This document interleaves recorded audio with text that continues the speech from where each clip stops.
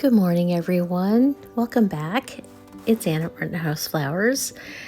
This morning, I was visited by a beautiful Baltimore Oriole that was unfortunately stuck in the greenhouse. But fortunately for me, I got to enjoy his beautiful presence. And I was wondering how he got in because, as you can see, my window shutters were just slightly open on an angle, and the vents in the roof weren't even open wide enough because it hadn't gotten warm yet. So I always open the door when I walk into the greenhouse in the mornings, and I tend to leave the door open. So that Oriole decided to just stay in the greenhouse for over an hour, but it did manage to free itself.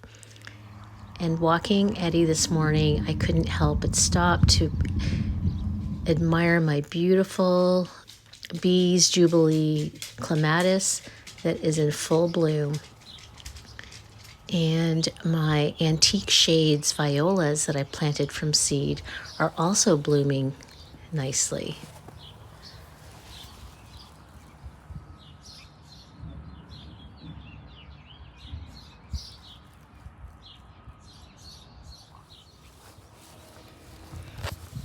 And other visitors to the garden were a couple mallards, and I can tell that they are scoping a spot to lay some eggs. Earlier this month, we had a mummy mallard that looked just like our friend Molly from last year, and she laid some eggs right beside our obelisk, but unfortunately her eggs were disturbed. So here's Eddie just watching them leave the property. And I promised that I would share with you my alliums when they bloomed. So they are starting right next to my beautiful peonies. They're just bursting open. It's such a beautiful sight. And thankfully, Kiss Me Kate in the background is also leafing out nicely. After working hard in the garden for the past 3 days, I actually took it easy yesterday. I sat on the patio, had my tea, enjoyed all the nature around me, and those hanging baskets you saw, that is the only small project that I accomplished yesterday. I planted my nasturtiums in those hanging baskets, managed to hang them up, and again, at the end of the day, when Eddie and I were taking our afternoon walk, the same family of mallards were sitting on the west side of our garden this time.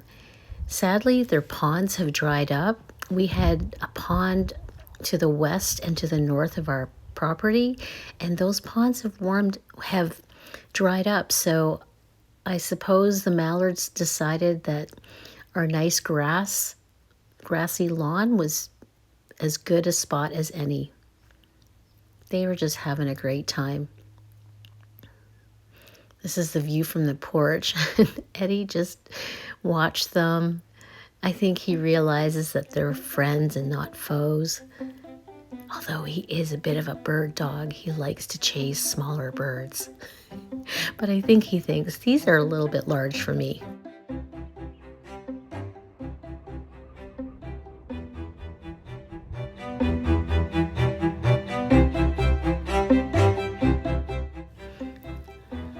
So in our neighborhood, we caught this mallard sitting on a rooftop. It was quite funny.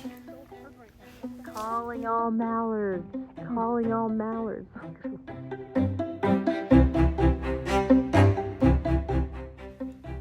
So the next morning, the nasturtiums are still doing well in their hanging baskets, and the mother mallard was back. I suspect that she is going to be nesting somewhere in this corner because they've been hanging around there, and she just sat there so still. She's quite funny in where she lays her nest. She doesn't really hide her nest very well, I find. I think she camouflages really well with our mulch, but Typically, her nest is quite exposed. I'm always surprised. And I guess because she needs to be able to sit on it comfortably and she wouldn't be under a tree. But anyway, I'm just admiring my antique shades violas again this morning on the patio. They are doing so beautifully.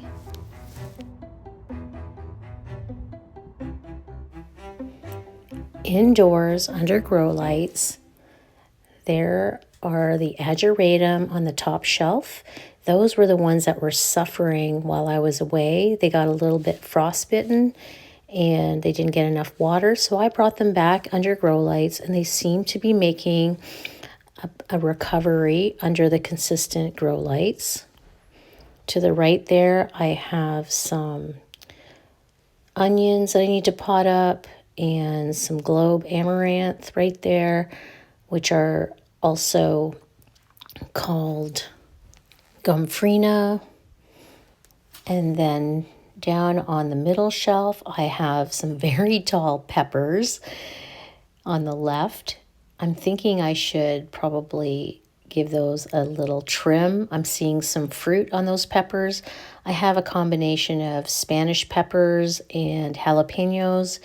And then to the right, that's a large tray of zinnias. And I did pinch them yesterday. Any of the double seedlings within one soil block, I pinched those out because there's only a 2-inch block of space for the roots, and I don't want them competing for space. So I did pinch out, and hopefully they will wait because it's too early to plant my zinnias outdoors.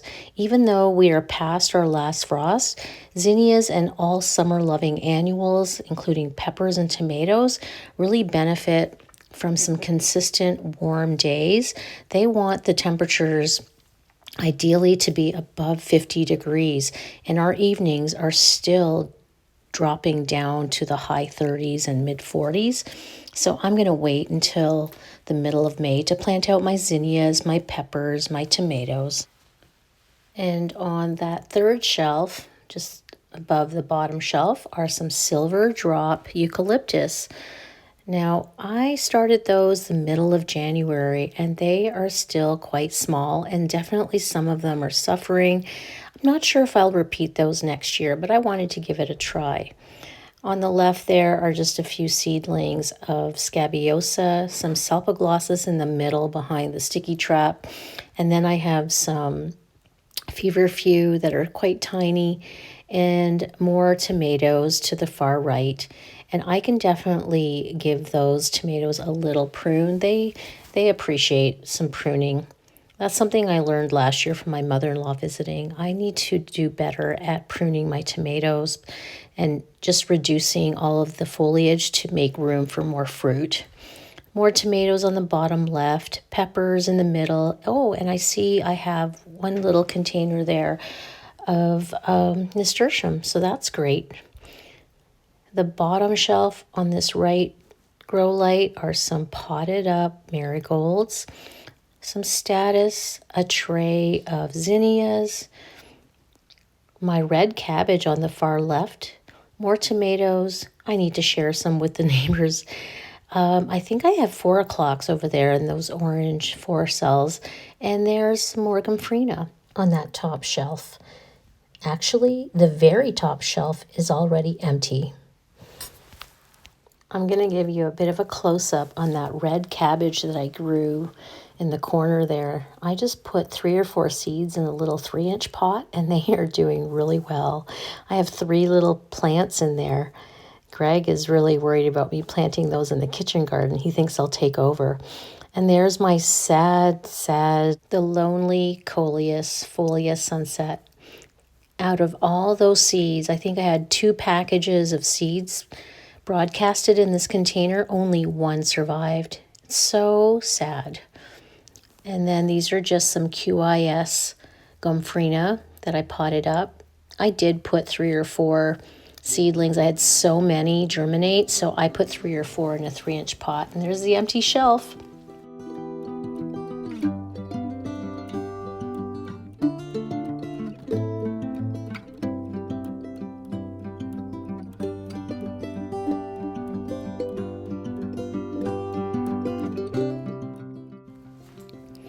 So this morning out in the greenhouse, the other day I did start some more soil blocks of zinnias in the back row there. Here's how everything is looking. There's some status. They've been hardening off. And there's my cosmos just flopping over, even though I did cut some back, pricked out any double roots. So this is Dahlia Dandy Improved from seed. Be interesting to see how those do. And that's some chamomile that got a little frosty. And those are cut flower kale. Those are older seeds from Johnny's. So I have at least 20 plants there. And look at my snow peas at the base there, on the ground. Some globe thistle, lettuce, and cucumbers in the corner. My verbena bonariensis, more status. And back there, my sweet alyssum. I just direct sowed them in those containers. That's what I do every year.